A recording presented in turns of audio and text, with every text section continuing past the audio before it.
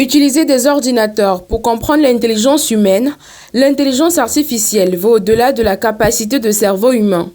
La cote d'alerte de la pénétration de l'intelligence artificielle en Afrique et au Cameroun vient d'être signalée par le ministre des Postes et Télécommunications, amène le cercle de réflexion ensemble à y mettre un point d'honneur. Dans tous nos métiers aujourd'hui, ça a déjà commencé depuis quelques temps en Occident, mais c'est en train d'arriver aussi chez nous, dans nos terres, en Afrique, au Cameroun.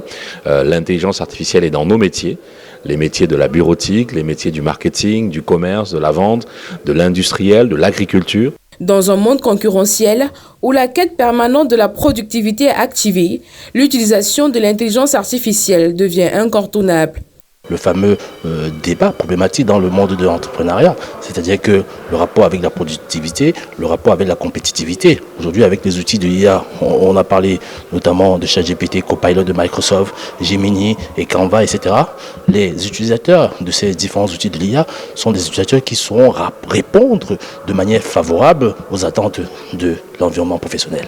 Les prouesses de l'intelligence artificielle sont certes à saluer, mais le danger n'est pas loin. Il y a certaines personnes qui sont victimes des abus de l'IA. Aujourd'hui, on parle énormément d'escroquerie dans le milieu de l'IA parce qu'aujourd'hui, avec l'intelligence artificielle, on peut se faire passer pour une autre personne et faire croire à une tierce autre personne que voilà, et lui faire valider des opérations financières alors que ce n'est pas le cas. C'est un exemple de danger de l'IA. À Douala, le cercle de réflexion ensemble à travers son forum échange avec les jeunes et autres entreprises sur tous les contours de l'intelligence artificielle.